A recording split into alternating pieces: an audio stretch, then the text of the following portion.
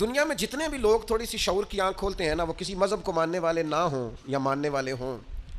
جب شعور بیدار ہوتا ہے نا تو دو چار سوالوں کے جواب وہ تلاش کرنے شروع کر دیتے ہیں۔ ایک تو سوال ان کے ذہن میں یہ اٹھتا ہے کہ انسان کیوں پیدا ہوا ہے، کہاں سے آیا ہے، اگر آیا ہے تو پھر آیا کہاں سے ہے اور کیوں آیا ہے۔ اور پھر یہ بھی سوال پیدا ہوتا ہے کہ سب انسان ایک جیسے سٹیٹس کے کیوں نہیں،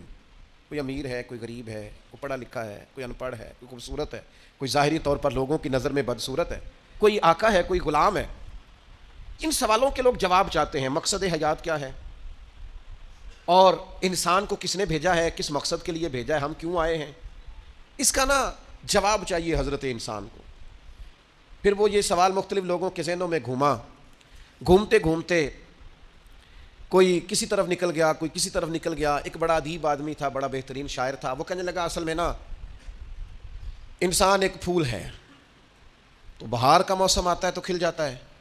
جوانی ہے، صحت ہے، تندرستی ہے، پھر خزاں آتی ہے تو آہستہ آہستہ اس کے پتے مرجھا جاتے ہیں، پھر زیادہ ہی پتجھڑ آتا ہے تو ٹوٹ جاتا ہے، یعنی انتقال کر جاتا ہے۔ لہٰذا ایک خوشبو ہے، ایک پھول ہے۔